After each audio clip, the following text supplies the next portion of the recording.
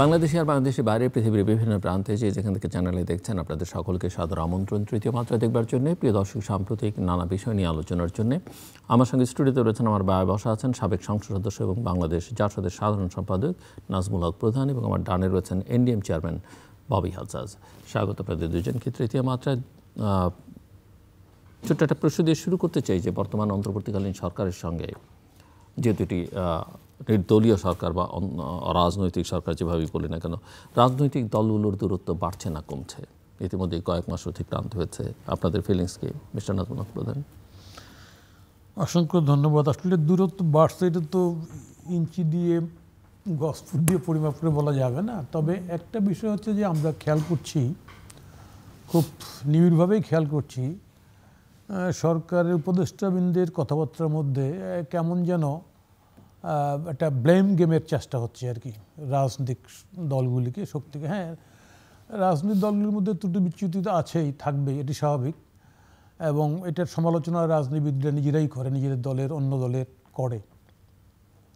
সেই ক্ষেত্রে অন্তর্বর্তী সরকার কেন এগুলি করছে এটা আমার বোধগম্য না। একটা বিষয় হচ্ছে যে অন্তর্বর্তী সরকারের টাস্কটা কি, এটা আগে ডিফাইন হওয়া উচিত। আমার ধারণা ওনারা যদি ঠিক করতে পারে ওনাদের কাজটা কি, তাহলে এই ব্লেম গেমের জায়গাটা থাকবে না। কিন্তু তারপরে ওনারা বুঝে হোক না বুঝে হোক ওনারা করছেন। একটা হচ্ছে যে আমরা যতটুকু জানছি বা যতটুকু অনুমান করা যাচ্ছে যে যারা আন্দোলন করেছে বৈষম্য বিরোধী, তারা একটা রাজনৈতিক দল সংগঠিত করছে, ভালো কথা, ফাইন। এটা তো রাজনৈতিক দলকে অধিকার তো সবারই আছে, করতেই পারে, কোনো অসুবিধা নেই। কিন্তু সেই ক্ষেত্রে রাজনৈতিক দল সঙ্গে কি এই যারা উপদেষ্টা আছেন এরা কি সেই দলের সঙ্গে যুক্ত হবেন বা যুক্ত আছেন? যদি এরকম হয় তাহলে তো আমার মনে হয় ওনাদেরকে ওই জায়গাটা ছেড়ে দিয়ে রাজনৈতিক দল করার কাজে আত্মনিয়োগ করা উচিত। একটা হচ্ছে যে ক্ষমতাকে ব্যবহার করে দল গড়ার পরিণতি, তাই না? এটা আমরা জানি বাংলাদেশে অতীত হয়েছে, এবং শেষ যে রিজিমটা ছিল এরশাদ সাহেবের, আমরা তো সেটাকে উৎখাতই করেছিলাম, বা একটা গণ অভ্যুত্থানে বা গণ আন্দোলনে উৎখাতই হয়েছিল। তো ফলে আমি চাই না অন্তর্বর্তী সরকার এত হাজারো শহীদের রক্তের বিনিময়ে যে বর্তমান যে প্রেক্ষিতটা আমরা সবাই সমর্থন করছি, সবাই দল এ টু জেড, আওয়ামী লীগ সহ ওই তার সঙ্গের দলগুলি বাদ দিয়ে সবাই এই সরকারকে মানে নিরঙ্কুশ সমর্থন দিয়েছে, যেটাকে বলে, তাই না? তাহলে সেই সমর্থনের প্রেক্ষিতে এই সরকারের যারা উপদেষ্টা আছেন তারা ডেফিনেটলি তাদের কথাবার্তা তো আরও ভালো হবে, আমরা সেটাই আশা করি। আমাদেরকে কটাক্ষ করে কথা বললে তো কোনো লাভ নেই, কোনো রেজাল্ট বয়ে আনবে না, বরঞ্চ ক্ষতি হবে, দূরত্ব বাড়বে। দূরত্ব, রাজনৈতিক শক্তির সঙ্গে দূরত্ব বাড়িয়ে আসলে কি সমস্যার সমাধান করা যাবে? এই প্রশ্নটা কিন্তু দেশবাসীর মনের মধ্যে আছে। আমি এলাকার থেকে এসেছি, আমাকেও পাবলিক একই ধরনের প্রশ্ন করছে যে আসলে কি এই সরকারটা কি ভোট দেবে? আসলে হ্যাঁ, ত্রুটি বিচ্যুতি আছে ঠিকই, বিএনপির শাসন ক্ষমতা ছিল, বিএনপির সম্পর্কে অসংখ্য কথাবার্তা আছে, আমাদেরও আছে, এগুলি বিভিন্ন সময় টক শোতে জাতীয় গণমত প্রচার হয়েছে, সব দলের মত আছে। তাহলে সেই জায়গায় এখন যদি সরকার যদি সবাইকে এসে এক নাগারে একই কাতারে ফেলে যদি একই ধরনের কথা বলতে শুরু করে, তাই না, তাহলে আসলে এই সরকারের লক্ষ্য উদ্দেশ্য সম্পর্কে জনমনের মধ্যে একটা সন্দেহ তৈরি হবে, যেটা অলরেডি যেটা হয়েছে দেখে আমাদেরকে প্রশ্ন করে যে ভোটটা কি আদৌ হবে?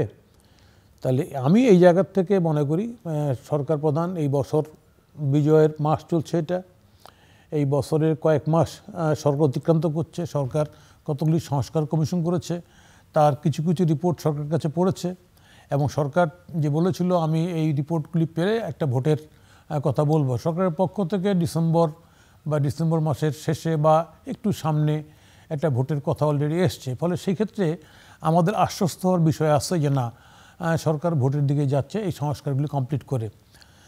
যারা ক্রিমিনাল, যারা পালিয়ে গেছে অর্থ লুট করে, টাকা পয়সা নিয়ে, সরকারের পক্ষ থেকে প্রথম দিকে এই টাকা পয়সা ফেরত আনার বিষয়ে কথা বলা হয়েছে।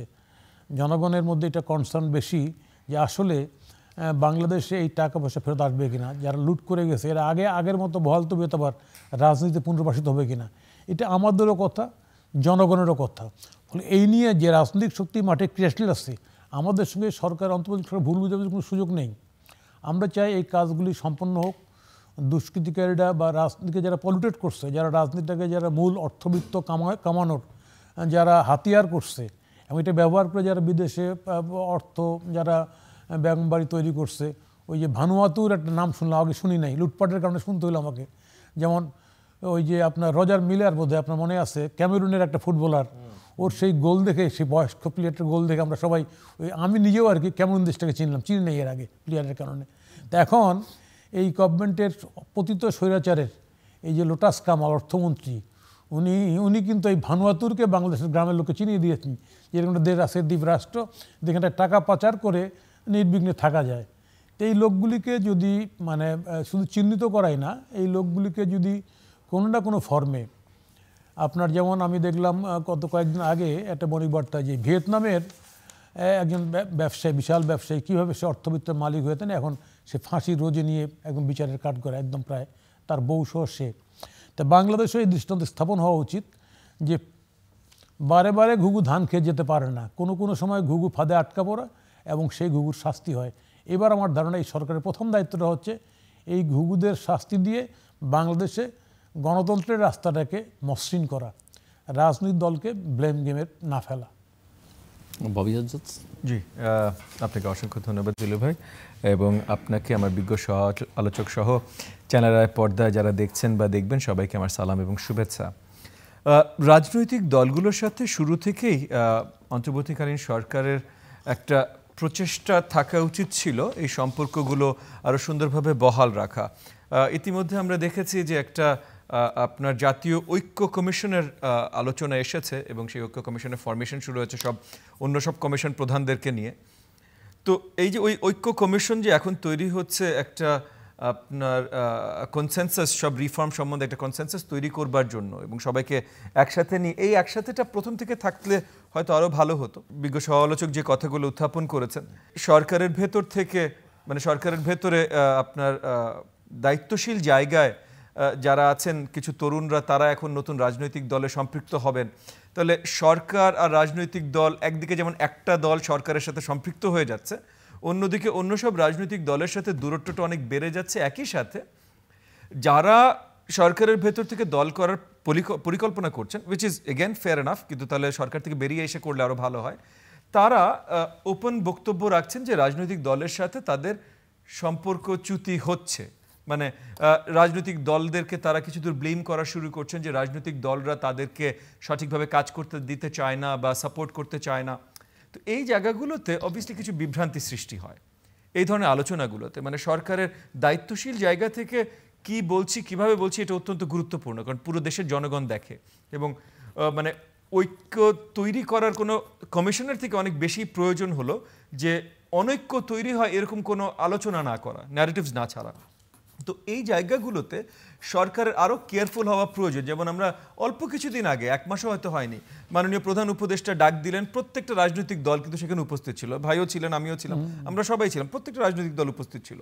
ওখানে ছোটোখাটো ভুল ত্রুটি হতে পারে, অনেক জায়গায় সরকারের, রাজনৈতিক দলদের, আমাদের সবার ভুল ত্রুটি হতে পারে, কিন্তু এই ভুল ত্রুটিগুলোর ঊর্ধ্বে থাকবার জন্য রেগুলার যোগাযোগটা অত্যন্ত গুরুত্বপূর্ণ। প্রবলেম যেটা হয়েছে যে সরকারের সাথে রাজনৈতিক দলগুলোর বড় আকারে রেগুলার যোগাযোগ নেই। সরকারের হয়ে কে কথা বলবেন এটা নিয়ে কিছু বিভ্রান্তি সৃষ্টি হয়েছে। মানে মাননীয় প্রধান উপদেষ্টা যখন জনগণের জন্য বক্তব্য রাখছেন, কয়েকবার রেখেছেন, তখন উনি রেখেছেন, কিন্তু উনি একটা কথা বলবার পর আবার দেখছি সরকারের ভেতর থেকে অনেকে সেটার ইন্টারপ্রিটেশন দিচ্ছে। এখন মাননীয় প্রেস সচিব উনার যখন ইন্টারপ্রিটেশন দেয়, আমরা ইউজুয়ালি ধরে নিই যে এইটাই তাহলে সরকারের অ্যাকচুয়াল ব্রিফ। কিন্তু উপদেষ্টা মণ্ডলীর এক একজন যখন আবার ভিন্ন ইন্টারপ্রিটেশন দেওয়া শুরু করে, তখন আমরা একটু সন্দিহান হয়ে যাই আসলে কোন জিনিসটা আমরা সঠিকভাবে ধরে নেব। কারণ দেখেন, সরকার তো আসলে দেশ পরিচালনার একটা বিশাল অংশ হলো দেশের মানুষের ভিতরে আস্থা দেয়া যে দেশ একটা সঠিক পথে চলছে। তো দেশ একটা সঠিক পথে চলছে এইটা যদি আমার জানতে হয়, তাহলে কখন কি হতে পারে এই জিনিসগুলোর অ্যানাউন্সমেন্টগুলো গুরুত্বপূর্ণ। এখন কখন কি হতে পারে, কিভাবে হতে পারে, এইটা সরকারের ভেতর থেকে এক একজন এক একভাবে বলছেন। তো এক একজন এক একভাবে যখন বলে তখন বিভ্রান্তি সৃষ্টিই হয়। মানে সরকারের ভেতর থেকে যেমন মনে করেন জাস্ট নির্বাচন ইস্যুটা নিয়ে যদি বলি, যেটা অত্যন্ত গুরুত্বপূর্ণ একটা ইস্যু এবং এটার অনেক আলোচনা নিশ্চয়ই এটার জন্য প্রয়োজন, কিন্তু এই নির্বাচন নিয়ে মাননীয় প্রধান উপদেষ্টা একটা কথা বললেন, উপদেষ্টা মণ্ডলী থেকে বিভিন্ন ধরনের কথা আসলো, তারপর আবার এখানে রাজনৈতিক দলগুলো দু একটা দল একভাবে, মানে প্রত্যেকটা দলই ভিন্ন ভিন্ন কথা বলেছে। দুই একটা দল স্পেসিফিকলি বলেছে যে আরেকটু পরিষ্কার করতে। এই যে পরিষ্কার করার কথাটা নিয়ে আবার অনেক সমালোচনা শুরু হয়েছে। এই সমালোচনাগুলো সরকারের ভিতর থেকে অনেকভাবে এসেছে। অ্যাজ অপোজ টু একটা প্রশ্নের কিন্তু উত্তর দেওয়া যায়, প্রশ্নটার উত্তরটা না দিয়ে প্রশ্নটা নিয়ে সমালোচনা বাড়ানোর কোনো প্রয়োজন নেই। কিন্তু সরকারের কাছে প্রত্যেকটা প্রশ্নই কিন্তু যৌক্তিক প্রশ্ন। মানে জনগণের, রাজনৈতিক দল ভুলে যান, একজন নাগরিক হিসাবে আমার পুরো অধিকার আছে, যেই সরকার, সেটা রাজনৈতিক হোক অরাজনৈতিক সরকার হোক, সরকার ততক্ষণ পর্যন্ত আমার প্রশ্ন করার অধিকার আছে। তো সেই প্রশ্নের উত্তর দিতে চেষ্টা করাটা সরকারের দায়িত্ব। সেখানে উত্তর না দিয়ে প্রশ্ন কেন করলাম এটা নিয়ে যদি আলোচনা শুরু, এগেন আমি প্রশ্ন করিনি, অন্য দল প্রশ্ন করেছে, বাট তাদের রেসপন্সটা যে প্রশ্ন কেন করা হলো এটা ভুল হয়েছে, এইটা অত্যন্ত ভুল ধরনের সিগন্যাল দেয়। সো এই যে এই কাজগুলোর জন্য আমার কাছে মনে হয় যে ক্রমাগত দূরত্ব বেড়ে যাচ্ছে, যেটা আমি শিওর অন্তর্বর্তীকালীন সরকার মানে দায়িত্বে যারা আছেন অন্তর্বর্তীকালীন সরকারের, তারাও চান না। বাইরে রাজনৈতিক দলে আমরা যারা আছি আমরাও চাই না, আমরা কেউ চাই না সম্পর্কগুলোতে দূরত্ব বাড়ুক। কিন্তু ওই যে রেগুলার কমিউনিকেশন না হবার জন্য, প্রশ্নের উত্তরগুলো না আসার জন্য এবং একদিক থেকে একটু মিসট্রাস্ট দেখাবার জন্য ওভারঅল দূরত্ব বাড়ছে বলে আমার মনে হয়।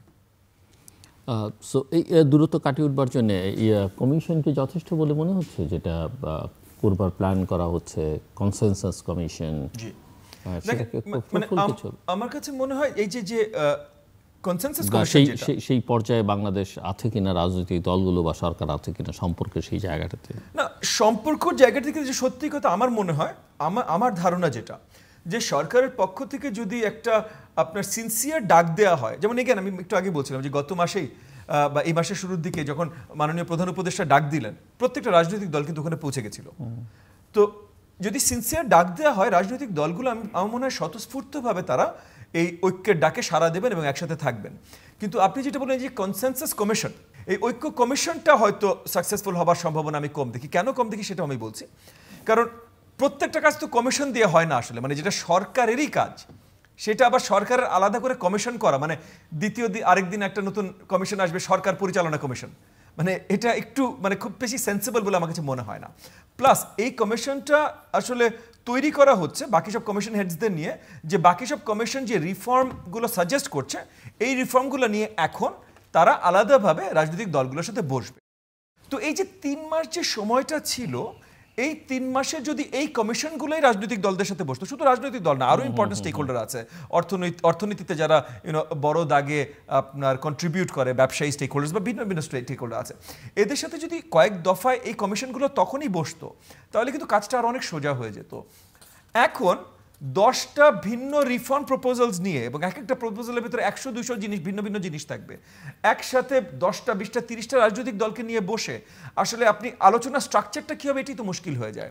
মানে এর আগেও যেমন মনে করেন মাননীয় প্রধান উপদেষ্টা যখন আমাদেরকে ঐক্যের জন্য ডাক দিলেন, আমরা ওই যে ফরেন কমিশন ভবনে কোথায় আমরা সব বসলাম, সেই জায়গাটাতেও কিন্তু মানে আপনি অনেককে নিয়ে যখন বসবেন তখন আলোচনাগুলো লম্বা হবে, সব আলোচনাগুলো হয়তো টপিকে হবে না।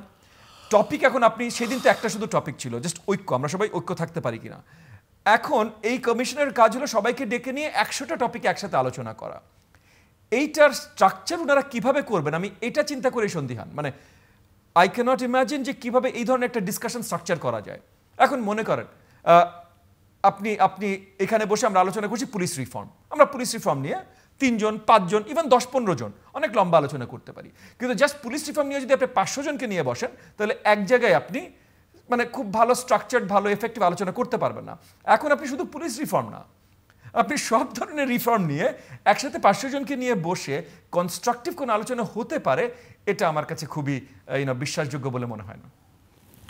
মিস্টার নাজমুল হক প্রধান, একটা বিষয় হচ্ছে যে রিফর্মের যে প্রস্তাবগুলি গেছে, আমার কাছে মনে হচ্ছে যে গভর্নমেন্টের বিভিন্ন যে কমিটি করছিল, সেই কমিটির মাধ্যমে রাজনৈতিক দলগুলি তাদের সাজেশনও দিয়েছে, তাই না? তো সেই ক্ষেত্রে সেই সাজেশনগুলিকে নিয়ে যে কমিটি, সেই কমিটি যদি বর্তমান সরকারের কাছে যদি তার একটা প্রস্তাবনা উপস্থাপন করে, সেই প্রস্তাবনার উপর বিভিন্ন নতুন কোনো টপিকস থাকলে বা বিভিন্ন কোনো টপিকস থাকলে, সেই টপিক্সের উপরে গভর্নমেন্ট পেপার প্রিপেয়ার করে আমাদের ডিসকাশনের জন্য পেপারটা দিয়ে দিতে পারে রাজনৈতিক দলগুলির কাছে, যে this is the recommendations comes from the committee, তাই না? What is your opinion about this? তাহলে আমরা একটা রাজনৈতিক দলগুলি যার একটা মতামত তৈরি করে আবার আমরা সেই রিকমেন্ডেশনের কোনো সংশোধন থাকলে, কিছু থাকলে আমরা সেটা আবার প্লেস করতে পারি। এরপরে জাস্ট টু এন্ডোর্স দিস, তাই না? সেখানে একটা জাস্ট একটা বৈঠক হইতে পারে। কিন্তু বাট উনি কারেক্টলি বলছে যে এত ওই 500 জনের মধ্যে বসে ওইখানে হাটের মধ্যে আলোচনা, ইট ইজ নট পসিবল। এটা ফেয়ারও হবে না, সুন্দর হবে না। সেই ক্ষেত্রে যেগুলি প্রস্তাব যাচ্ছে গভর্নমেন্টের কাছে, সেই প্রস্তাবগুলি গভর্নমেন্ট নিয়ে রেডি করে একটা কমপ্লিট প্রস্তাব রেডি করে গভর্নমেন্টের পক্ষ থেকে এইটা রাজনৈতিক দলের কাছে দিলে, রিকমেন্ডেশনটা আসলে, তাই না, তখন আমরা আবার এগুলির মতামত দিয়ে এটা ফাইনাল করার জন্য দিতে পারি গভর্নমেন্টকে, সেটা ভালো হবে। তারপরে সেটাকে ফাইনালি অনুমোদন দেওয়ার জন্য সেখানে একটা বৈঠক হইতে পারে, চা চক্র হইতে পারে, তাই না, যে ইয়েস, যে recommendation given by the political parties, that is this this this this. আর এমনিও এখানটা ওই হাটের মধ্যে বসে সিদ্ধান্ত হয় না। বাট হাট ছাড়াই কতটা আশাবাদী আপনারা যে এই বাংলাদেশের রাজনৈতিক দল যারা আপনারা আছেন এবং সরকারের যেটা মিস্টার ববি হাজার খানিকটা উল্লেখ করছিলেন যে ঐক্য তৈরি করার চেয়ে অনৈক্য তৈরি করা অনেক সহজ, এবং সেই চেষ্টাটা যেন না করা হয়, লক্ষণটা দেখা যাচ্ছে। সেই জায়গায় আপনি কি মনে করেন যে না, সেটা তো সেই সন্দেহ তো উনি কারেক্টলি বলছে, সন্দেহ তো অবশ্যই আছে। এখন ধরেন না, ওই যে বলে না যে এক মন দুধের জন্য একটু চনাই যথেষ্ট নষ্ট করে দেওয়ার জন্য। যদি কারো মনে যদি গুরুত্বপূর্ণ জায়গা থেকে কারো মনে যদি কোনো রকম খারাপ জিনিস থেকে থাকে, তাই না, তাহলে এটা তো করা ইজি। আমি যে কারণেই বলছি কথাবার্তার ক্ষেত্রে অন্তর্বর্তী সরকারেরও খুব সতর্ক হওয়া উচিত, আমাদেরও সতর্ক হওয়া উচিত। যেহেতু বাংলাদেশে একটা আওয়ামী লীগের গভর্নমেন্টের যে রেজিমটা, এটা অস্বাভাবিক রেজিম ছিল, এবং এই রেজিমটাকে যৌক্তিকভাবে একটা গণ অভ্যুত্থানের মধ্য দিয়ে এটা পরাস্ত হয়েছে। কিন্তু পরাস্ত হলে তো তার রেমন্যান্ট পার্ট তো সব জায়গায় রয়ে গেছে। আজকে বিদেশের মাটিতে বসে যা ইচ্ছা তাই বলতেছে, ওপেনের মিটিং করতেছে, তাই না, এবং দেশে একটা হুমকি দিচ্ছে ইত্যাদি আরও অনেক কিছু। যাই হোক, এই কারণে পারস্পরিক সম্পর্ক খারাপ হয়ে যাচ্ছে আমাদের প্রতিবেশীর সঙ্গে। সেই জায়গায় দ্বারায় তো সেই সম্ভাবনা সবসময় থাকবে। তারপরেও আমি বলবো যে আমাদের সেই দিকগুলিতে সতর্ক থেকে আমাদের এই আলোচনার এই যে প্রস্তাবনা, সেই প্রস্তাবনা কীভাবে কম্পাইল করে কীভাবে এটা প্রস্তাব রেডি করতে পারে গভর্নমেন্ট, এবং সেই রেডি প্রস্তাবের উপর আমরা কীভাবে আমাদের মতামতটাকে আবার শেয়ার করতে পারি, সেই দিকটা বিবেচনা করে একটা পদক্ষেপ নিলে আমার ধারণা এই বিষয়টাকে ইজিলি নেওয়া যাবে। আর যেটা বললেন, এটা এখনও মনে করি আমি, এই যে মানে এটা যে কোনো ভালো কাজকে পণ্ড করার জন্য সো মেনি এভিনিউস আছে এখানটা। যেহেতু আমাদের এই দেশের বাইরে এই চক্র থাকবেই, সবসময় থাকবে, ফলে সেই দিকটা আমাদের সতর্ক থাকতে হবে এবং সদিচ্ছা থাকতে হবে সবারই, যে আমরা একটা ভালো জিনিস করতে চাই। এখানটায় ওই রকম সম্ভাবনা, খারাপ সম্ভাবনা থাকতে পারে, আমরা যেগুলোকে ফাইট আউট করে আমরা সামনের দিকে এগিয়ে যাব, আমি মনে করি। এটা কি মনে হয় মিস্টার ববি হাজার যে মোটামুটিভাবে সরকারের ভেতরকার একটা শক্তি, তারা একটা রাজনৈতিক দল যতক্ষণ তৈরি করতে না পারছে বা ক্ষমতার লড়াইয়ে যতক্ষণ পর্যন্ত নিজেরা তাদের অংশীদারিত্ব নিশ্চিত করতে না পারছে, ততক্ষণ পর্যন্ত নির্বাচনটা হবে না, এরকম কোনো সংশয় কাজ করে? এবং একই সঙ্গে এই প্রশ্নটাও কি কেউ তুলছেন বটে, এবং যেটা প্রফেসর মোহাম্মদ ইউনূসের ইন্টারভিউতেও প্রশ্ন করা হয়েছিল ইকোনমিস্টের, যেখানে ইসলামী চরমপন্থীরা সামনে চলে আসবার এটা যুক্তরাষ্ট্র এবং ভারতের একটা উদ্বেগ, যে বাংলাদেশকে একটা অন্য ভিন্ন ধরনের একটা ডিরেকশনে নিয়ে যাওয়ার একটা চেষ্টা সরকারের ভেতরকার একটা অংশ বা সরকারের উপর যাদের প্রভাব আছে এরকম একটা অংশ চেষ্টা করছে, সেটা কি এই প্রশ্ন তুললে কি অমূলক হবে? আচ্ছা, তাহলে আপনি প্রশ্ন দুটো করেছেন, আমি প্রথমটা আগে অ্যাড্রেস করি, যে সরকার একটা দল করার প্রচেষ্টা। আসলে বেশিরভাগ সময় হয় আমরা যখন একটা রাজনৈতিক সরকার নিয়ে কথা বলি, যে কোনো একটা দল সেই রাজনৈতিক দল সরকারটা ফর্ম করে। আমাদের দেশে যেহেতু বড় দাগে, একবার ছাড়া বড় দাগে আসলে কোয়ালিশন সরকার কখনোই হয়নি, সো একটা দল যেহেতু করে আমরা ওই সরকারের ভিতরে একটা ইউনিটি দেখি। অন্তর্বর্তীকালীন সরকার, এর আগে যত কেয়ারটেকার সরকার এসে তাদের ভিতরে আবার একটা ভিন্ন লেভেলের ইউনিটি ছিল, কারণ টাস্কের ইউনিটি ছিল। এর আগে আইডিওলজিক্যাল ইউনিটি দল হিসেবে, আর কেয়ারটেকার সরকারের টাস্কের ইউনিটি, যে আমরা 3 মাসের জন্য একদম টার্গেটেড নির্বাচন দিব। এই সরকারের দুটোর একটাও নেই। এই সরকারের যে জিনিসটা হয়েছে, যে সরকার এক ইউনিট হিসেবে হয়তো কাজ করতে ফেল করছে। এবং আমি এতটুকু মানে আমার পার্সোনাল কনফিডেন্স থেকে বলছি, নট অ্যাকচুয়াল জ্ঞান থেকে বলছি না, পার্সোনাল কনফিডেন্স থেকে বলছি, যে মাননীয় প্রধান উপদেষ্টা ডক্টর মোহাম্মদ ইউনূস, উনি কোনো দল করার বা দল ফর্ম করে তারপর সরকার থেকে ক্ষমতায়ন করবে এই ধরনের চিন্তা করছেন বলে আমি এক মুহূর্তের জন্য মনে করি না। এগেন, আমি পার্সোনাল কনফিডেন্স থেকে বলছি, আমার পার্সোনাল বিশ্বাস। তবে যেহেতু এই সরকার, এই অন্তর্বর্তীকালীন সরকারটা ওয়ান ইউনিট না, এই সরকারের ভেতরে এলিমেন্ট আছে, বিশেষ করে আমি বলছি তরুণরা, মানে এই যে আমাদের তরুণ যে উপদেষ্টা আছেন নাহিদ, আসিফ, এবং তারা অনেক বড় অবদান রেখেছেন জুলাই আগস্ট আন্দোলনে। তার আগেও সরকার বিরোধী কর্মকাণ্ডের সাথে আমরা জানি তারা জড়িত ছিলেন। সো তাদের ভালো অবদান আছে বাংলাদেশের জন্য, জনতার জন্য, এবং এই যে নতুন যে আমরা গণতন্ত্রের পথে আবার হাঁটা শুরু করেছি, এগুলোতে তাদের অনেক বড় অবদান আছে এবং তারা সেখান থেকে একটা রাজনৈতিক দল করতে চাচ্ছেন। প্রবলেমটা হলো যে তারা তো সরকারের অংশ, তারা সরকারের অংশ। সো তারা সরকার না, কিন্তু তারা সরকারের অংশ। সরকারের অংশ হয়ে যখন আপনি একটা কাজ করতে চেষ্টা করবেন, আপনি বলতেই পারেন আমি তো সরকার না, সরকার তো ওই যে মাননীয় প্রধান উপদেষ্টা আছেন, আমি তো মাননীয় প্রধান উপদেষ্টা না, কিন্তু আপনি তো উপদেষ্টা, আপনি তো সরকারের অংশ। তাহলে আপনি যখন একটা কাজ করবেন তখন সেটা কিছু দূর আপনি না চাইলেও সরকারি পৃষ্ঠপোষকতায় হবে। সরকারি পৃষ্ঠপোষকতায় রাজনৈতিক দল ফর্ম করে এগিয়ে যাওয়া, এইটা অত্যন্ত ভুল মুভ এর আগেও হয়েছে, এখন করলেও সেটা হবে বলে আমি মনে করি। এবং এখান থেকে যেটা এর আগেও বলছিলাম, এখান থেকে অবভিয়াসলি কিছু হয়তো বিশ্বাসের জায়গায় কিছু ঘাটতি পড়েছে সরকারের সাথে, অন্তর্বর্তীকালীন সরকারের সাথে রাজনৈতিক দলগুলোতে। এটা হলো আপনি প্রথম যে প্রশ্ন করলেন। দ্বিতীয় প্রশ্নটা একটু ভিন্ন ছিল, যে যুক্তরাষ্ট্র থেকে যে সর্ট অফ অ্যালিগেশনস এসছে যে সামনে কোন দিকে যেতে পারে, বা ওই যে ইকোনমিস্টও যে প্রশ্ন করেছে ডক্টর মোহাম্মদ ইউনূসকে। দেখেন, অন্তর্বর্তীকালীন সরকারের দায়িত্ব না এই কাজগুলো, এই জিনিসগুলো দেখা। অন্তর্বর্তীকালীন সরকারের দায়িত্ব না ওভারঅল পলিটিক কোন দিকে যাচ্ছে, কোন দল বেশি এগিয়ে আসছে, কোন দল পিছিয়ে যাচ্ছে, এগুলো অন্তর্বর্তীকালীন সরকারের দায়িত্বই না, তাদের কাজই না। প্রবলেমটা হলো যে আমাদের অন্তর্বর্তীকালীন সরকার এখনও পুরোপুরিভাবে পরিষ্কার করতে পারেননি কোনটা ওনাদের কাজ, কোনটা ওনাদের কাজ না। এই জন্য এই প্রশ্নগুলো বারবার আসছে। অবভিয়াসলি ভারত অনেক মাস ধরে আমাদের বিরুদ্ধে মিথ্যা প্রচার চালিয়ে যাচ্ছে, এবং এই মিথ্যা প্রচারের মূল পিলারই তারা দাঁড়া করিয়েছে যে আপনার সংখ্যালঘুদের উপরে অত্যাচার। তো সংখ্যালঘুদের উপরে যদি অত্যাচার হতে হয় তাহলে কারা করবে? তাহলে নিশ্চয়ই ইসলামিস্ট এক্সট্রিমিস্টরা করবে। আর যদি সেই অত্যাচার সত্যি হয় তাহলে ইসলামিস্ট এক্সট্রিমিস্টরা করছে, আর যদি করছে তার মানে ইসলামিস্ট এক্সট্রিমিস্ট আছে। সো ওদের মিথ্যাচারটাকে বাতাস দেওয়ার জন্য বা আরও শক্তিশালী করার জন্য এই জিনিসটার প্রচার তাদের প্রয়োজন। এবং অবভিয়াসলি আমরা নতুন ট্রাম্প সরকারের আন্ডারে যেই ধরনের আমরা দেখেছি, যেমন তুলসি গাবার্ড এসছে, director of intelligence and what not, মানে যারা আফগানিস্তানের সাথে জড়িত ছিল, যাদের যারা মিডল ইস্টকে বা ইসলামিক দুনিয়াকে বা মুসলিম ওয়ার্ল্ডটাকে একটা টেরোরিজম লেন্স দিয়ে দেখে। সো তাদের কাছে এই জিনিসটা হয়তো পুশ করা, এই এজেন্ডাটা পুশ করা, যে বাংলাদেশের যেহেতু মুসলিম স্টেট এবং এখানে ওই যে সংখ্যালঘুদের উপর আক্রমণ হচ্ছে, তার মানে এটা ইসলামিক টেরোরিজমের দিকে চলে যাচ্ছে, এই এজেন্ডাটা পুশ করা খুব সোজা। সো এই কাজগুলো হচ্ছে, আমরা দেখছি গত 5 মাস ধরে ভারতের গণমাধ্যম চেষ্টা করে যাচ্ছে, ভারতীয়রা চেষ্টা করে যাচ্ছে, অনেক সরকারের পক্ষ থেকে, অনেকের পক্ষ থেকে। সো যুক্তরাষ্ট্রে এবং বিশ্বের অনেক জায়গায়, যুক্তরাজ্যেও কিন্তু পার্লামেন্টে এগুলো নিয়ে কথা হয়েছে।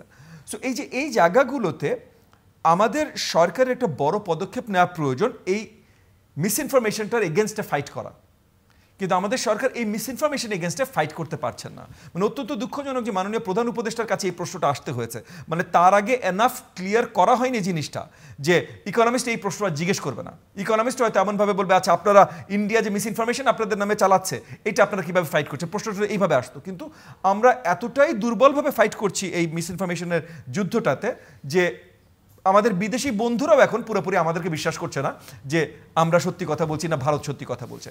সো এই জায়গাটাতে আমার মনে হয় না আমাদের দেশ ওই দিকে যাচ্ছে বা সরকারের কোনো এজেন্ডা আছে ওই দিকে নিয়ে যাওয়া, বাট এই প্রশ্নগুলো উঠাই অবাঞ্ছিত এবং আমাদের কিছু ফেইলিয়ার আছে। আপনার কি মনে হয় না সরকারের ভেতরকার কারো কথাবার্তা বা সুরে বা তাদের উপরে প্রভাব আছে আমাদের সো-কল্ড সিভিল সোসাইটির লোকজনের বা কিছু যারা সামাজিক যোগাযোগ মাধ্যমে প্রভাব বিস্তার করছেন, তারা এরকম সম্মিলিতভাবে একটা ন্যারেটিভ দাঁড় করাবার চেষ্টা করছে? এইটা একটু ভিন্ন ইস্যু, এইটা ভিন্ন, মানে আপনি ওই যে এক্সট্রিমিস্ট ইসলামিস্ট, এইটা একটু ভিন্ন ইস্যু।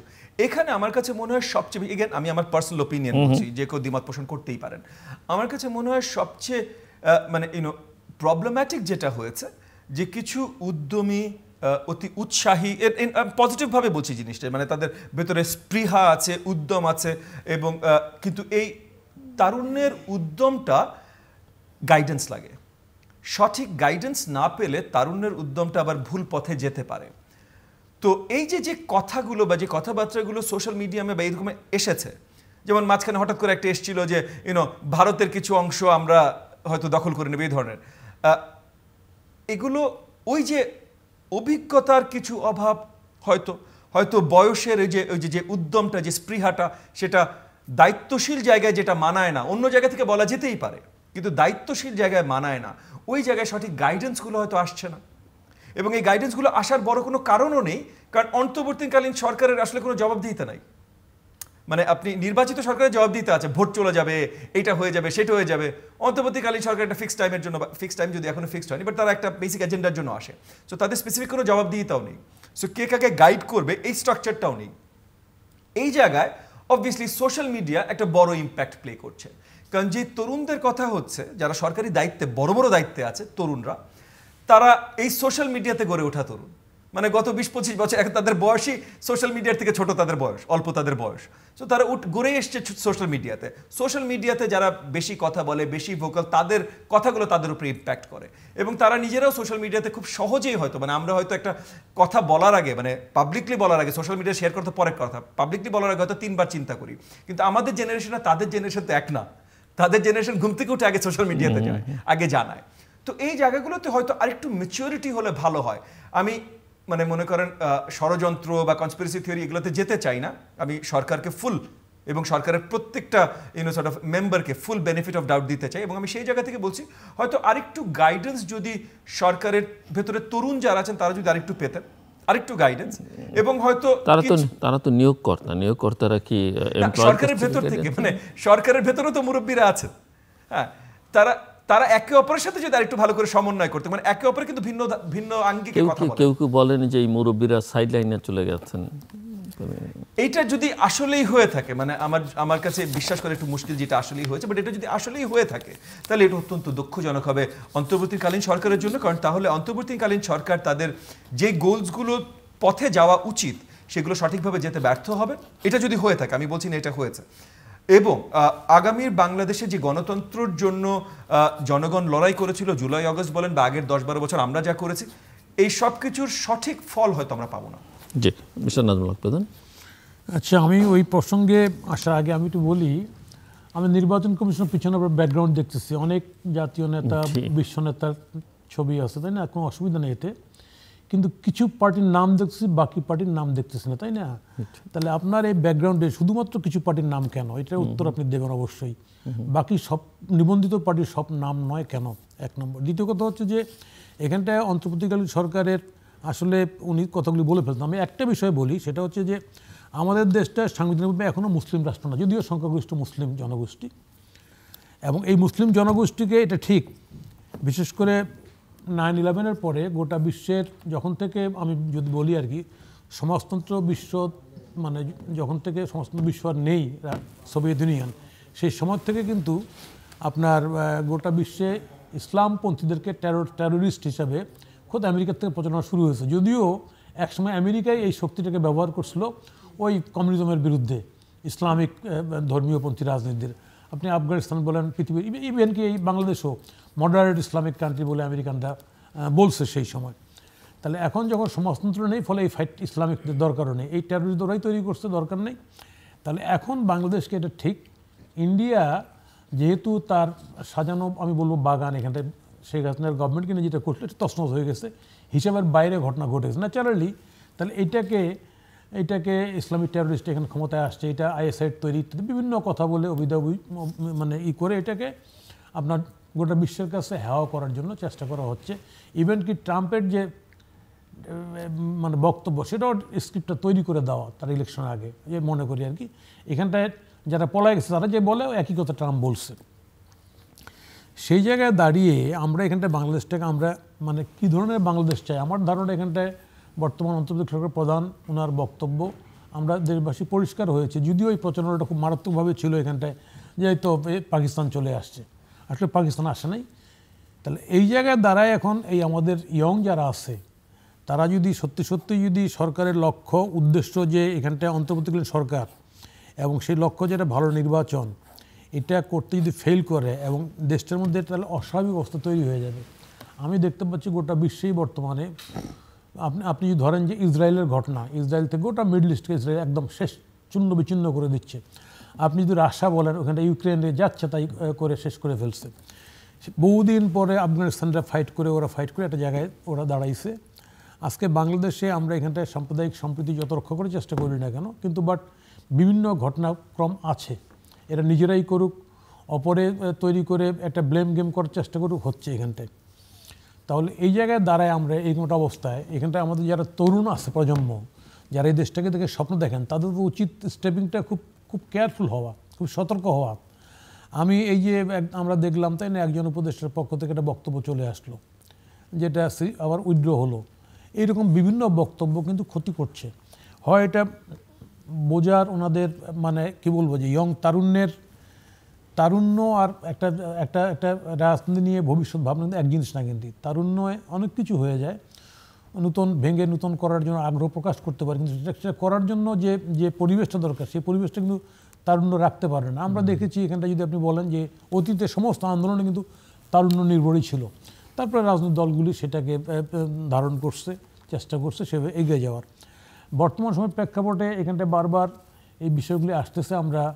আমরা অলরেডি গভর্নমেন্টের মধ্যে প্রায় 4-5 মাস, অগাস্ট থেকে যদি বলি, অগাস্ট 5 মাস চলে যাচ্ছে।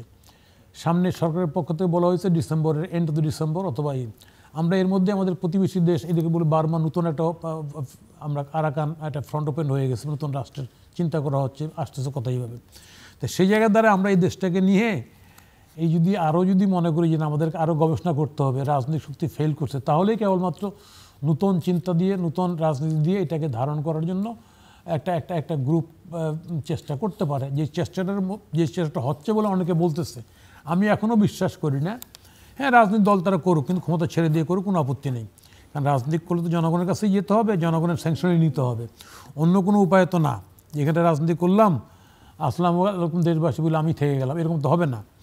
আর যদি সেগুলি করতে চায়, তাহলে আমার ধারণা আমাদেরকে আরও কঠিন চড়া মূল্য দিতে হবে। এই কারণে আমরা এখন পর্যন্ত কিন্তু আইন শৃঙ্খলার পরিস্থিতি উন্নতি করতে পারিনি টিল টুডে। একদম শুধু বাকবাজি করতেছি। এখনও গ্রামে গঞ্জে আমি যদি বলি যে পুলিশ বাহিনীর আচরণ, নতুন আইজি সাহেব অনেক জায়গায় বক্তব্য দিচ্ছেন যে আমাদের এইগুলি ভুল হয়েছে, হ্যাঁ, কিন্তু বাট এটা রিয়েলাইজেশন কিন্তু গোটা বাহিনীর মধ্যে নেই। এটা একটা দুর্ভাগ্যজনক। এবং আমি আপনাকে ছোট একটা কথা বলি, আমার পঞ্চগড়ে কয়েকদিন আগে একটা ঘটনা ঘটছে, আন্দাজি একটা বোমাবাজি হয়েছে বিএনপি মিটিংয়ে। এটা কিন্তু একদম আওয়ামী লীগ করছে, করে একটা মামলা হয়েছে।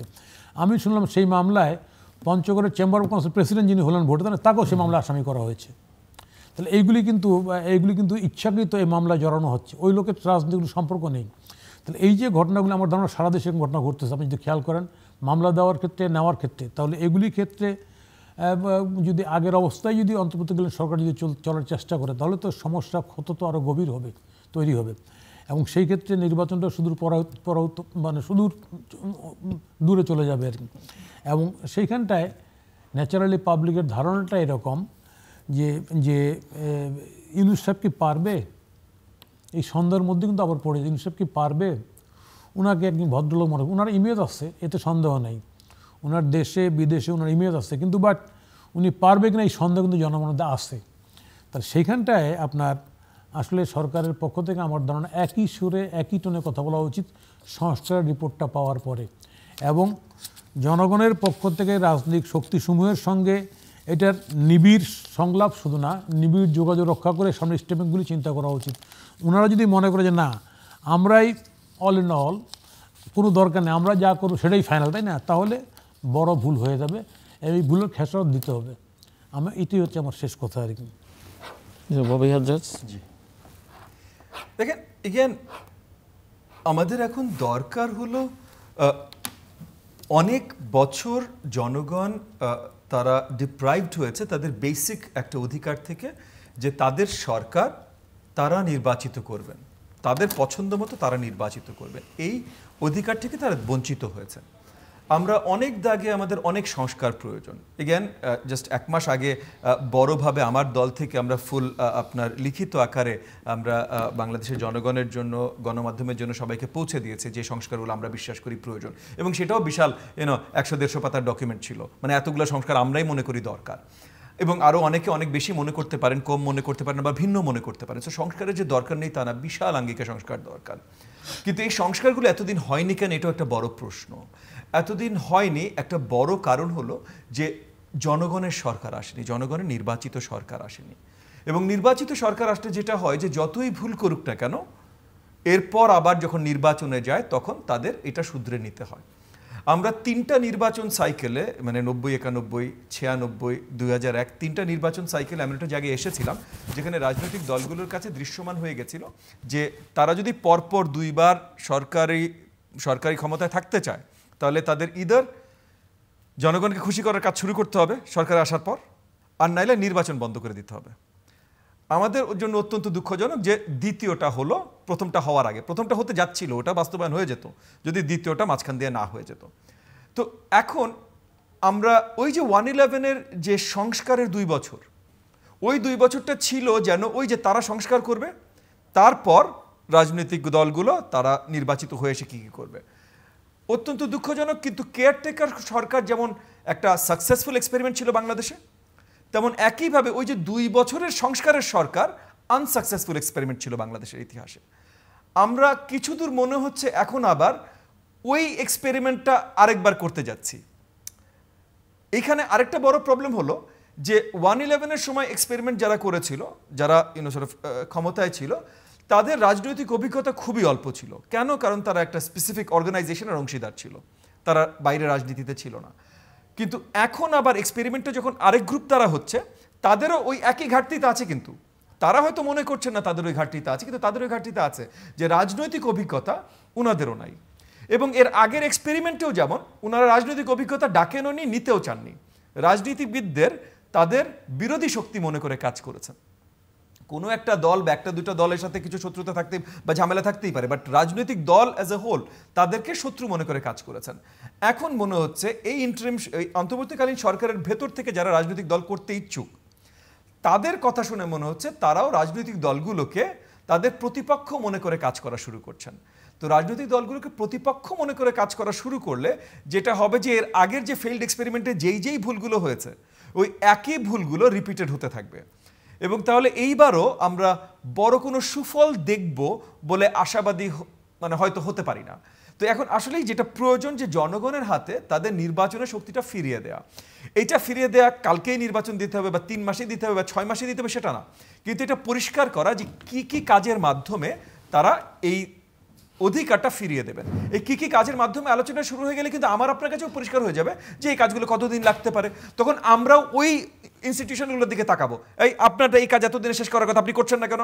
এটা আপনার দোষ, এটা অন্তর্বর্তীকালীন সরকারের দোষ না, এটা পুলিশ প্রশাসনের দোষ, এটা অন্তর্বর্তীকালীন সরকারের দোষ না, এটা ইলেকশন কমিশনের দোষ। তখন আমরাও কিন্তু বুঝতে পারবো কারা কোথায় ফেল করছে। প্রত্যেকটা দোষ অন্তর্বর্তীকালীন সরকারের উপরে যাবে না, কিন্তু এই কাজগুলো এখন পর্যন্ত আনফর্চুনেটলি করা হচ্ছে না। মিস্টার নাজমুল হক প্রধান, আর কিছু যোগ করবেন? একটা হচ্ছে যে সরকার সবচেয়ে আমার কাছে যেটা মনে হচ্ছে পুলিশ প্রশাসন এবং জনপ্রশাসন যেটা আছে আর কি, তাই না, এই প্রশাসন দুটোই কিন্তু আমার ধারণা সরকার এখনও ভালোভাবে হ্যান্ডলিং আমি যদি বলি বা এটাকে পরিচালনা করার ক্ষেত্রে সরকার সঠিক পদক্ষেপ নিতে পারছে না। কেন পারছে না, সরকারের দুর্বলতাটাকে আমি জানি না, তবে সরকারের নিশ্চয়ই দুর্বলতা আছে। এটা হয়তো সরকারের পক্ষ থেকে পার্টি গড়ার, সরকারের পক্ষ থেকে কেউ সরকার না, কেউ পার্টি গড়ার যে আওয়াজ যেটা আসছে, হ্যাঁ, এবং সেই ক্ষেত্রে কেউ প্রশাসনকে হয়তো সেই কথাগুলি বলছেন, তাই না, সামনের দিনে আমিই তো ইত্যাদি ইত্যাদি, এবং এনারা প্রশাসন হস্তক্ষেপ করতেছেন। আমার দু এক জায়গায় আমার ডেফিনিট আছে, হস্তক্ষেপ করতেছেন বৈষম্য বিরোধী, এবং সেই জায়গার এই জন্যই প্রশাসনটাও আস্থাবাদী হতে পারছে না সরকারের প্রতি, প্লাস রাজনৈতিক শক্তির প্রতি। সমস্যাটা এই জায়গায়। এটা যখন পর্যন্ত এই আস্থাবান না হবে প্রশাসনটাকে হ্যান্ডেল করার ক্ষেত্রে, প্রশাসন নিজেই হ্যাঁ এটাই ঠিক, এবং আমরাও যখন পর্যন্ত আস্থাবান না হবে যে সরকার যৌক্তিক লক্ষ্যে কাজটা করছে, তখন পর্যন্ত কিন্তু কোনো কাজই মিলবে না। আমার ধারণা দ্রুত সরকারের পক্ষ থেকে যে লক্ষ্যটা সরকার ঘোষণা করছে ইতিমধ্যেই, দূর দিয়ে হলেও আমরা দেখতে পাচ্ছি যে ডিসেম্বরের শেষে বা জানুয়ারির প্রথম দিকে ভোট হবে, সেই জায়গাটাকে ধরেই সরকারের সামনের দিকে এগোনো উচিত।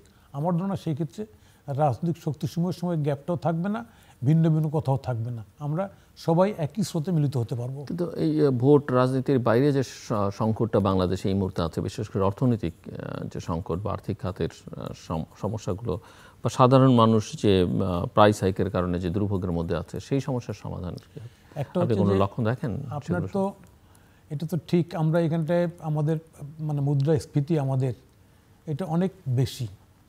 এটা আগের সরকার তো স্বীকার করতো না, কিন্তু বাস্তবে এটা অনেক বেশি। আর বারবার কয়েকবার টাকা ছাপানোর কারণে যা ঘটনা ঘটছে আমরা জানি। এগুলো যুদ্ধের সময় হয়, তাই না? টাকা ছাপানো, এমনি তো নর্মাল পিরিয়ডে আমাদের এখানে টাকা ছাপানো হয়ে গেছে, এই গভর্নমেন্টও টাকা ছাপিয়েছে, ফলে ন্যাচারালি জিনিসের দাম বেড়ে গেছে। এখানটায় সরবরাহ যদি ঠিক থাকে, আমার ধারণা এটা মিনিমাম সহনশীল জায়গায় থাকবে প্রাইস হাইকটা। আর যদি সরবরাহ ঠিক না থাকে, ভালো শাসন না থাকে, তাহলে এই প্রাইস হাইক যে যার সুবিধা মতো দামটা আদায় করে নেবে। একই জিনিসের দাম এই জায়গায় একরকম, তো ওই জায়গায় একরকম হবে। এটা যা ম্যানেজমেন্টের কারণে যা হয় আর কি। আমরা শ্রীলঙ্কার ঘটনা যেটা দেখতে পাচ্ছি, শ্রীলঙ্কা কিন্তু খুব অল্প সময়ের মধ্যে তারা বাজারটাকে ট্যাকেল করে তাদের মুদ্রাস্ফীতি কমিয়ে ফেলছে এবং সমস্ত কিছু তারা ম্যানেজ করে ফেলছে। হ্যাঁ, ওটার লোক সংখ্যা কম, দেশ ছোট, সেটা একটা হইতে পারে। তাহলে আমাদের এই বড় দেশে, মানে জনসংখ্যার যেটা বড় দেশে, তাহলে এটা সরকার তো এখানটা খুব জানো লোকরা আছে ফিনান্সিয়াল সেক্টরে, নিচ্ছেন সরকার, ভালো, গুড সাইন। তাহলে সেটা না করতে পারতাম, কারণ দেখতেছি না। আমার কাছে মনে হচ্ছে যে সরকারের রাজনৈতিক টার্গেটটা ঠিক না হওয়ার কারণে এইগুলো করার ক্ষেত্রে ব্যর্থ হচ্ছে, গ্যাপ হচ্ছে। জি, দেখেন, রাজনৈতিক কাজগুলোর পরিপূরক যেমন অর্থনীতি, আবার অর্থনীতি ইজ দ্য বেস স্ট্রাকচার যার উপরে বাকি সব কিছু দাঁড়িয়ে। অর্থনীতির দিকে যত জোরালোভাবে মনোযোগ দেওয়া প্রয়োজন, আমরা সেখানে কিছু ঘাটতি দেখছি। অন্তর্বর্তীকালীন সরকার আসার পর ব্যাংকিং সেক্টরে বেশ কিছু কাজ হয়েছে, বেশ কিছু ভালো কাজ হয়েছে, কিছু ডিসিশন হয়েছে যেগুলো হয়তো অন্যদিকেও যেতে পারতো, কিন্তু সরকার প্রেশারের মুখে সেই ডিসিশনগুলো নিয়েছেন। ভাই যেমন বলছিলেন টাকা ছাপানোর কথা, কিছু প্রেশারের মুখে তারা নিয়েছেন। তারা ব্যাংক রানের ভয়টা, স্পেশালি এমন একটা সময় যখন হয়তো আইন শৃঙ্খলা বাহিনী বা সব কিছু একদম পর্যাপ্ত পরিমাণে বা সঠিকভাবে কাজ করছে না, এই সময় যদি কোনো কারণে একটা ব্যাংক রান শুরু হয়, সেটা আর কীভাবে সামাল দিতে পারতেন, এগুলো নিয়ে সন্দিহান হবার জন্যই হয়তো তারা ইনফ্লেশনারি প্রেশার থাকা সত্ত্বেও তারা নতুন টাকা ছাপিয়েছেন। বাট ব্যাংকিং সেক্টরে আমরা দেখছি তারা মোটামুটি একটা লেভেলে নিয়ে আনতে চেষ্টা করেছেন, নিয়ন্ত্রণে আনতে চেষ্টা করেছেন, কিছু দূর এসেছেও। কিন্তু ব্যাংকিং সেক্টর যদিও আপনার অর্থনীতির বিশাল গুরুত্বপূর্ণ একটা জায়গা, বাট পুরো অর্থনীতি তো জাস্ট ব্যাংকিং সেক্টর দিয়ে না। সো এই যে কমোডিটি ম্যানেজমেন্ট, এই যে কমোডিটি প্রাইসিং, দ্রব্যমূল্য একেবারেই নিয়ন্ত্রণে আনতে পারেনি। কেন নিয়ন্ত্রণে আনতে পারেনি? প্রথম 4-5 মাস তারা বড় দাগে এই যে কমোডিটি ট্রেডার, বড় যে কমোডিটি ট্রেডার আছে, এটা মেঘনা গ্রুপ বলেন, সিটি গ্রুপ বলেন, যারা আছে এদের সাথে এবং এদের যারা সাপ্লায়ার বা এদের যারা কম্পিটিটর, কাউকে নিয়েই সরকারকে বড় দাগে আমরা আলোচনায় বসতে দেখিনি। এখন আপনি 18 কোটি জনগণের খাদ্য বস্তু সব কিছুর ব্যবস্থা করবেন, যেই পয়েন্টগুলোতে এই কাজগুলো হয় তাদের সাথে যদি আপনি বারবার করে না বসেন, তাদের কি প্রয়োজন এটা না দেখেন, তাদের মধ্যে অনেকেই হয়তো বিগত সরকারের সাথে ছিল, সহযোগী হয়েছে, অনেক কিছু হয়েছে, ঠিক আছে, কিন্তু এখন আবার আমার কাজের জন্য তো প্রয়োজন। সবাইকে তার কাজ ঠিকভাবে করতে না দিলে বা তার কাজে সহযোগিতা করতে না দিলে, এই যে এমন গার্মেন্ট সেক্টরের কথা চিন্তা করেন, যে আমাদের দেশের উপার্জনের জন্য গার্মেন্ট সেক্টর বিশাল গুরুত্বপূর্ণ একটা সেক্টর।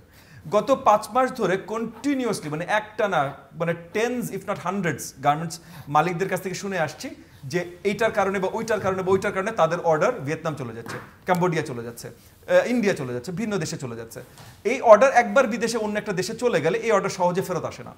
সো এই যে লং টার্ম যে ইকোনমিক ইম্প্যাক্টগুলো আমাদের দেশে হচ্ছে, এগুলোর জন্য তাদের মানে অন্তর্বর্তীকালীন সরকারকে আরও ফোকাস করতে হবে এবং এই জায়গায় পলিটিক্যাল সমস্যাগুলো যদি তারা একটু ভালোভাবে সামাল দিতে পারেন, মানে এগেন ওই যে জাস্ট ঐক্য, জাস্ট কনসেনসাস তৈরি, জাস্ট আলোচনায় থাকে, এইটাই যদি তারা আরেকটু বেশি করেন, তাহলে একই সাথে আমার কাছে মনে হয় যে ইকোনমিক সমস্যাগুলো আরেকটু বেশি ভালোভাবে তারা। একটা বিষয় যোগ করি আপনার কাছে, সেটা হচ্ছে যে আমি গ্রামের থেকে আসলাম, তো ভুট্টা কিন্তু আমাদের এলাকায় প্রচুর ভুট্টা হয়, আপনি জানেন ভুট্টা বাইরের থেকে ইম্পোর্ট করতে, কিন্তু দেশেও প্রচুর ভুট্টা হয়।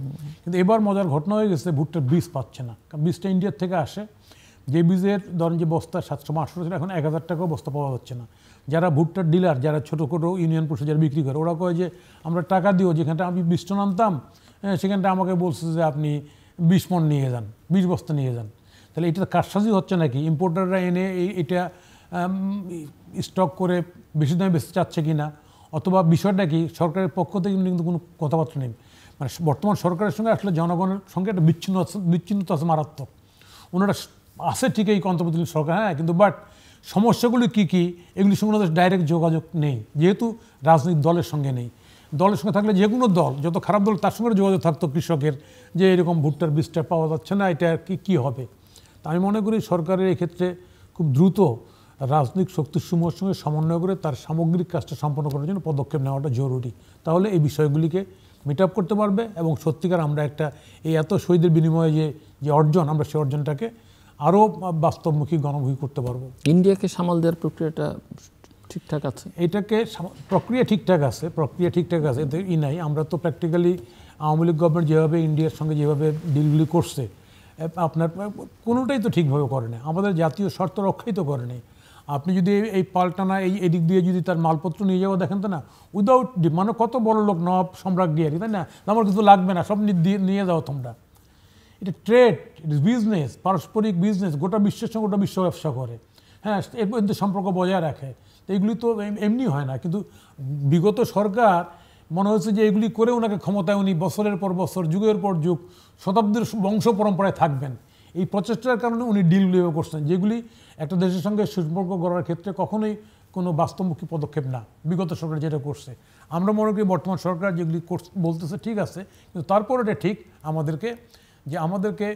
আমাদের প্রতিবেশীর সঙ্গে সৎ সম্পর্ক বজায় রেখে আমাদের ব্যবসায়িক যে ট্রেড, মানে ব্যবসায়িক যে আমাদের যে ইগুলি আছে, আমাদের যে হার্ডলগুলো, এগুলো অতিক্রম করে আমার পারস্পরিক এগুলি চালু রাখতে হবে। আমাদের পোর্ট বলেন, আমাদের বলেন, আমরা কাছের থেকে যত ইজি আনতে পারি, যত কথাই বলি না কেন, দূরের থেকে কত ইজি আনতে পারি না, কিন্তু তাহলে বিষয়টা মাথায় রেখে আমাদের সরকারের এক্ষেত্রে আরও বেশি ঘনিষ্ঠ উদ্যোগ নেওয়া উচিত, যাতে করে আমরা এগুলো সলভ করতে পারি। ইন্ডিয়াকে আমারও দরকার, আমারও ইন্ডিয়াকে দরকার, এই জায়গাটায় দাঁড়ানো উচিত আমাদেরকে। ইন্ডিয়া বলে দিল যে না, দরকার নেই বাংলাদেশের, আসলে ওনাদের মার্কেটের অবস্থা কি সেটা ওনারাও ভালো করে জানেন।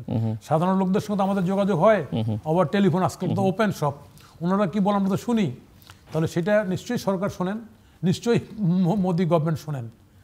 আর ওইখানটায় যে ঘটনাগুলি ঘটতেছে, যোগী আদিত্যনাথ তো সব জায়গায় কিছু কিছু আছে, ওটা মুসলমানদের মধ্যেও আছে, হিন্দুদের মধ্যেও আছে। ফলে যোগীদের কথা শুনলে তো আর পারস্পরিক সম্পর্ক হবে না, ব্যবসা বাণিজ্য হবে না, ভাতৃপ্রতিম দেশও হবে না। না, অবভিয়াসলি ভাই যেটা বললেন যে আমাদের জন্য শুধু ভারত গুরুত্বপূর্ণ না, ভারতের জন্য আমরা অনেক গুরুত্বপূর্ণ। এই যে গত কিছুদিন ধরে আপনি যদি সোশ্যাল মিডিয়াতে দেখেন, দেখবেন কলকাতার অনেক বাজার, মার্কেট, অনেক জায়গায় বেসিক্যালি বন্ধ হয়ে গেছে, কারণ বাংলাদেশি ব্যবসা নেই। ওদের মানে মেডিকেল ট্যুরিজম থেকে শুরু করে হাজারো জিনিস ছিল যেগুলো আমরা অনেক কিছু $16 বিলিয়ন জিনিসপত্র ওদের কাছ থেকে আমরা ক্রয় করতাম, তো ওদের সাপ্লায়ারের তো বিক্রি ছিল, এটা তাদের বিক্রি বন্ধ হয়ে গেছে।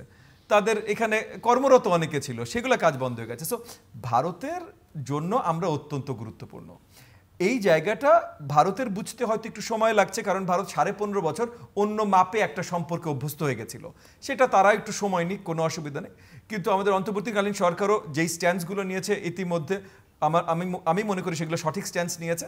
তবে হয়তো আরেকটু তাদের সাথে পারস্পরিক আলোচনা বাড়ানো, এটার প্রয়োজন আছে। আর এর আগে একটা কথা বলছিলাম যে ওই যে ভারতের মাধ্যমে যে বাংলাদেশকে নিয়ে মিথ্যাচার হচ্ছে, এইটার বড় মাপে রেজিস্ট্যান্স তৈরি করাটা গুরুত্বপূর্ণ। এইখানে আমরা আসলেই কিন্তু বড় কোনো পদক্ষেপ এখনো সরকারের দেখছি না।